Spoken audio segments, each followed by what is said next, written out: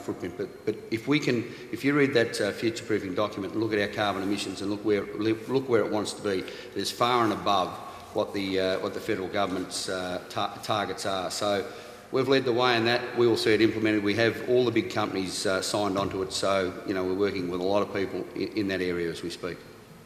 And Bernadette, a short response from you if you wish to do so.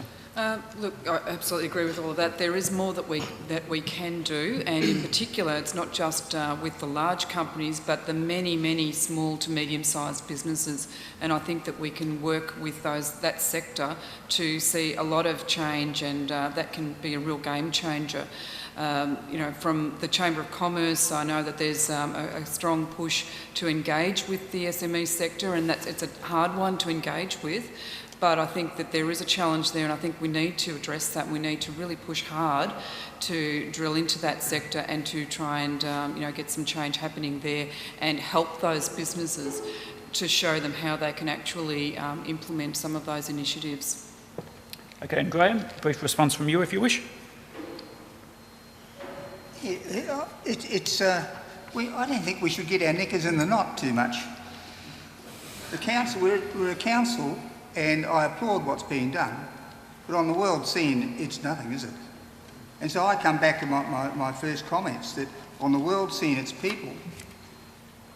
More people means more everything. Less people mean less everything. I honestly believe that the world needs to start looking at reducing the population if it's going to save itself. Okay, and across to you, Sue, for a brief response. Yes, look, I won't repeat some of the things that have already been said, because I think we should immediately begin to do things like the retrofitting. But I also think that it's absolutely critical that we get involved in campaigns to publicise what's happening. When we had water shortages, when we had a drought, it was amazing what the community was able to do in terms of saving water. It's also amazing what the community can do in terms of reducing our carbon footprint. But to do that, we have to have the support of local businesses who are prepared to save as much as residents. And I think you can only start to do that through education and community campaigns. Okay. And finally across to you, Ron, for last 30 seconds. Yes, I might have got a bit of applause there. But rather than rehashing what's been said, just keep it fairly simple. As Sue said, education, expectation on companies and on communities, and also recognition for companies that are actually reducing their carbon emissions. Okay, well, thanks to all of the candidates for those short, I think, and fairly focused responses that we've had. And actually, we're doing fairly well in terms of the timeline, which is good. Because I think if you all keep your responses short, if people from the audience keep what they say short, we've actually got the opportunity to fit more in. But we're now moving across to the second round. And the question for the second round is, many smart meters installed throughout Victoria not only have serious privacy issues that deny Australians both their United Nations and Victorian human rights, but they are also causing people serious illnesses. If elected as Mayor, will you, as Mayor, support those who want to have their smart meters removed and replaced by so-called dumb meters? And what specific action would you be taking to support people to whom that is a major concern? So starting with you, Stephanie, and again keeping in mind about 90 seconds per response. Thank you again for this question. It's an interesting question, not least because it shows really well how some people lobby to raise an issue of great importance to them. So for anyone out there wondering how to create awareness of an issue, sending letters and information to election candidates and participating in forums like this is an excellent way to put it on people's radar. I've really noticed that as part of the process. So well done, Alan, for making positive use of the opportunity and for raising important questions in a polite and professional manner. I'll say up front that this is a state government issue rather than an issue for local government, and I feel for the Mayor specifically. But having said that, I've got great empathy for people who are passionate about an issue that they perceive to be unfair. And on that basis, I'd make sure that people with concerns like this are given the hearing they deserve by the council staff where relevant, certainly by the councillor in their ward, simply because that's what councillors do commit to do, is listen to their people. And then that feeds up to the Mayor as a relevant part of the process. I spent the day today asking people their thoughts on smart meters. The first person I asked was a friend who works for an electricity provider. and I was advised that they won't be uninstalled. So it seems that the request for a smart meter to be uninstalled is going to hit a blockage. I then heard various stories about questionable meter readings, and there is of course the video that we were provided with discussing the effects of radiation. So as always, understanding the issue or the issues is critical to the discussion. I can see it's a challenge, and I would commit to supporting people's efforts towards a fair hearing and action on something that's important to them. To promise any more than that would probably be overstating my intention. Okay. Thank you for that, Stephanie. And across to Keith now. Thank you. Thanks for the question. And I'm certainly aware there's been some community concern about this program. I sort of agree with Stephanie's comment. This is a complex sort of state government issue, and it's difficult to see how the council can have an impact apart from taking a general interest in the issue. The program was rolled out it started a number of years ago, and it's been well and truly being rolled out. I think there's 900,000 metres as far as I know at the moment. I'm not a technician, I'm not electrical at all, not being technical at all, not even, I'm a humble economist. I've spoken with a number of people in the industry in the last couple of days just to try to understand this issue a bit more. Their view is that they're safe, and they directed me to a couple of websites which showed comparison between the smart meters and other household appliances. I guess in such things, the main thing is to look at the facts, and that's really it. I really think it's a state government issue. Okay, thank you for that, Keith, and across to John Mitchell. Thank you, Keith. Thank you. Thanks for the question. Look, I'd like to say up front, it is certainly a state government issue, and the city at this stage hasn't got a position on it. We have no written correspondence. There's been no written correspondence received.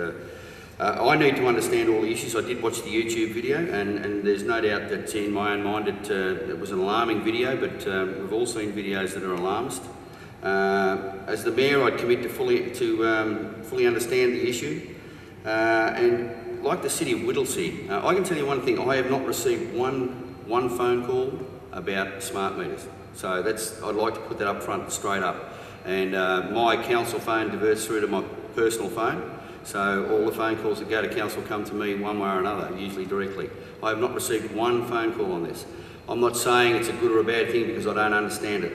But the City of Whittlesea has certainly passed a motion that says that they would like to, they'd write to the Premier of the state, asking him to have it as a voluntary system where people either wanted smart meters or don't want smart meters. Now, if that comes before me, that information comes before me at council, and people want us to do that, I would suggest that that would be something we could probably do. That's what advocacy is about, and that's what we'd do. Okay, thank you, John, and across to Bernadette for a response to that question. Thanks for that question, Ellen. I've looked at this issue, and according to Smart Meters Australia, 5 local councils have passed motions saying that they do not support the compulsory introduction of smart meters. I recognise that people do have concerns about the compulsory rollout of smart meters. However, council itself cannot prevent them being installed. But as Mayor and as an advocate for the whole community, I will represent your personal views. As Mayor, I will write to Premier Ted Baillieu requesting that Energy Resources Minister Michael O'Brien meet community representatives concerned about the smart meter rollout. I also note that many people have concerns about the compulsory payment of these meters, and that is a matter I'd be happy to raise on the community's behalf with the state government. Okay, thank you for that, Bernadette, and across to Graham. You know, when Henry Ford put his first car on the road, they had a bloke walking out in the front of it with a red flag. Now we've got a smart meter, which means that people don't have to come around and read our meters. They can do it automatically. Just because it's new, it doesn't mean to say it's bad. I was married to Barbara for 43 years, and in 2006 she got a brain tumour, and within 5 months she died. Now, she got that brain tumour from where? Where was that seed planted? There was no smart meters. We had never had a mobile phone. No microwave. We had never had a microwave. And we didn't have any fluoros in the house. So I think it's drawing a pretty long bow. There are people who are talking about dizziness and ringing in the ears. Now, I've had ringing in my ears for 30 years, and it's called tinnitus. we've got something in common after all.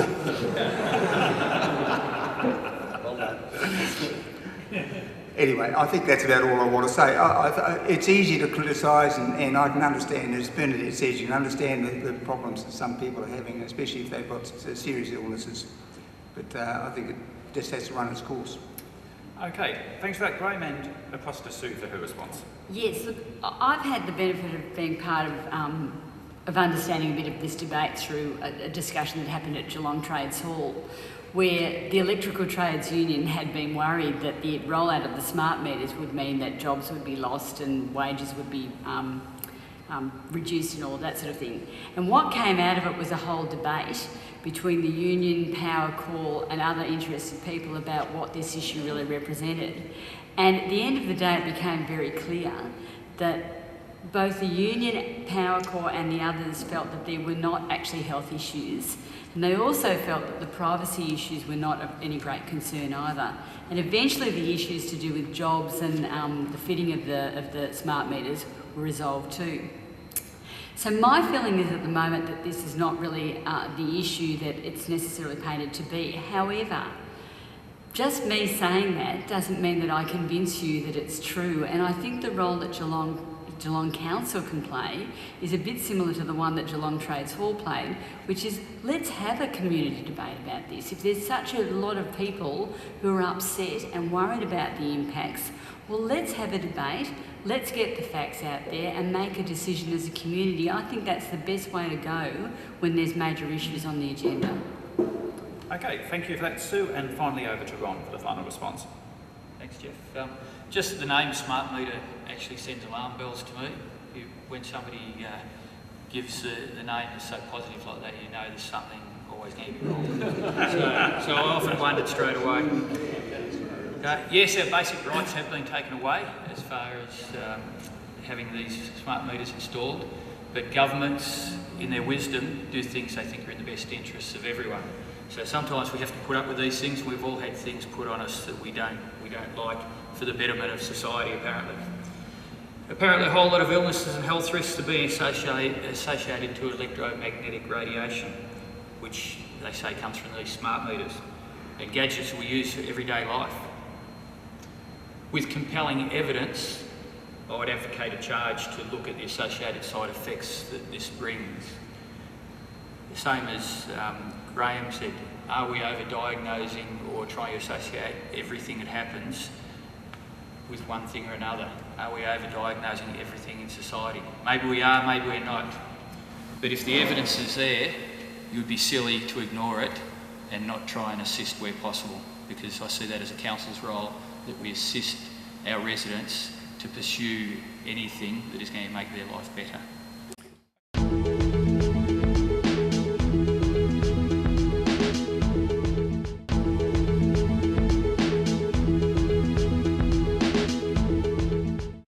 So I understand that Alan would like to ask a further supplementary question about this, so can you just keep it fairly brief and focused and everybody will have the opportunity to respond.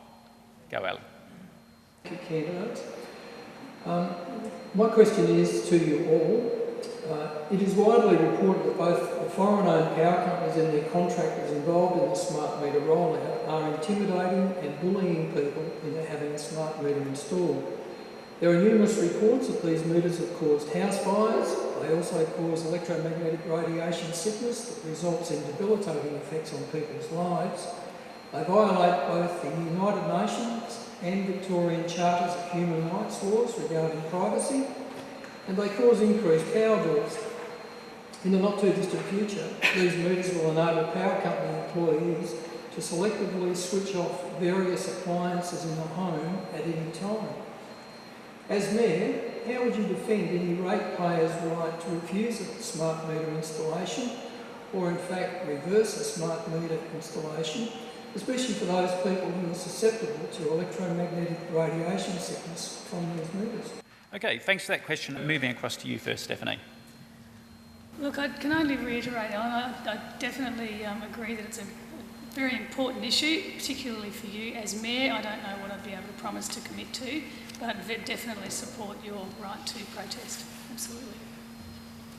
Okay, moving across to Keith. Just a couple of points. I'd go back to the point I said to be guided by the evidence that's there. At the moment, the evidence and the official sources seems to say that the units are safe. The issue of fires has come up, and speaking to an electrical inspector who I actually know, who looks at these things, the understanding is that most of these are to do with faulty boards, installations, not to do with the meters themselves. That's the only thing I'd like to add to that answer. Okay, and across to John Mitchell.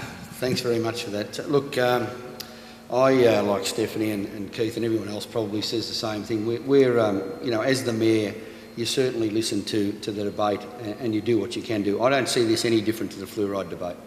We met with the fluoride people on a number of occasions, and people form their opinions, and we then go forward in an advocacy role. You know, and I think that's what the Mayor and the Council is there for. It's more for advocacy. I'd be very disappointed if people are bullying people to have smart meters, to be quite truthful. I don't know. I think there's a person up the road from me that has a notice on their house that says any person that enters this property will be, you know, convicted under the, you know, da-da-da-da. So, yeah, so, you know, if people want to do that, that's fine, and then it becomes a legal issue. I certainly, my son's got a smart meter, I haven't, so as I said, I don't know a great deal about it, to be quite truthful, but I will advocate on your behalf. Okay, and across to you, Bernadette.